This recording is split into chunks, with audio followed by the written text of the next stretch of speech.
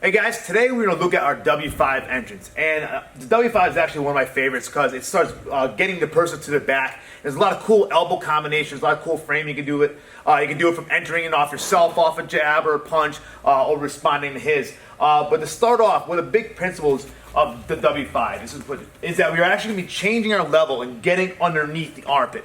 So, as a quick review, W3 over the top, 4 under the armpit, W5 now I'm changing my level and I'm getting underneath. So we're actually starting to play a little bit of wrestling application.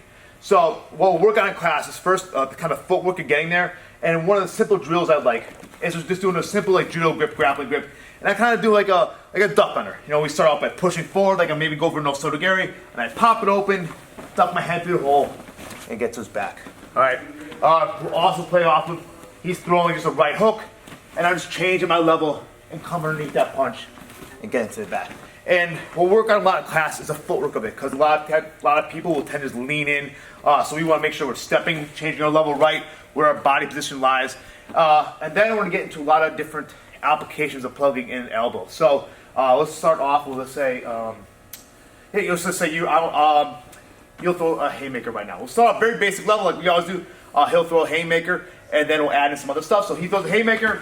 Kind of base layer number one is I'm just putting myself in frame one. I'm hitting with him an elbow as I come through, kind of getting that leader, nice shot into the ribs or into that. Yeah, the liver's right there. Yeah, the liver. So if you get a nice elbow there, that's going to create a great reaction. Next layer would be now we're starting to kind of split our hands a little bit. So I'm opening up now. I'm using that same shot, but canting a little bit to get into that elbow. And now let's say I'm going to throw a punch. So now I throw the jab. And now I'm going to enter in off that as well. Or he throws a punch or jab, I'm then going to counter and enter in him as well. The whole principle is actually just trying to get to the back so we can do a bunch of different throws, or just really Tani Otoshi and some variations, and then and rear naked choke. And the rear naked choke variations, and we'll show you that stuff now. Okay, now we're playing with, we'll show you guys in class, is going to Tani Otoshi. Tani Otoshi is everybody's favorite. It's a simple one that just really works well. That little people can do to bigger people. Strength doesn't really have.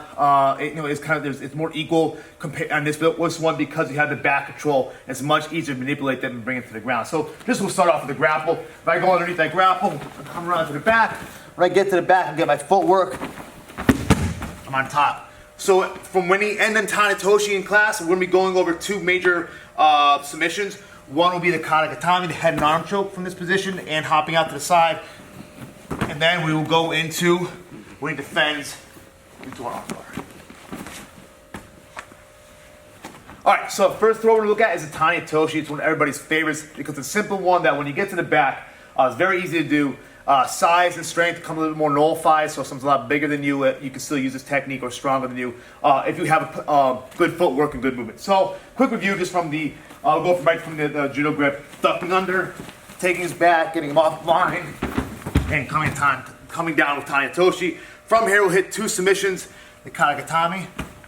All right, we'll also work on from that Katakatami, hopping out to the side, attacking from the side with either grip, and then if he defends, coming over and for our arm bar. The rear naked choke application is a little different.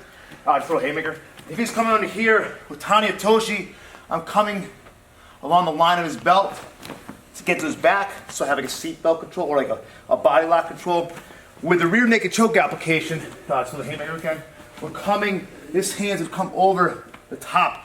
Like I don't think I'm gonna try to like hammer fist him or like hit the back of his, on the side of his head and his ear and his neck with that inside of my hand. I can kind of clothesline him, bring him to me, and yoking him up.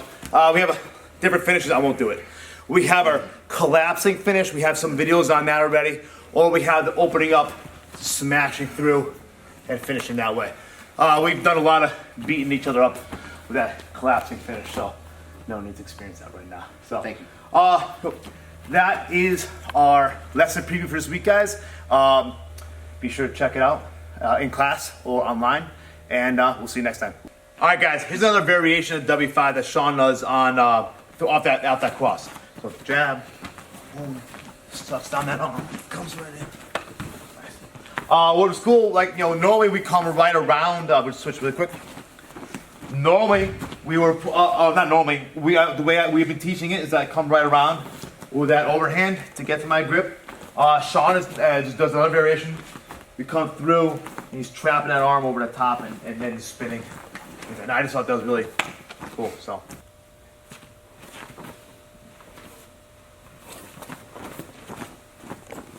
Goose.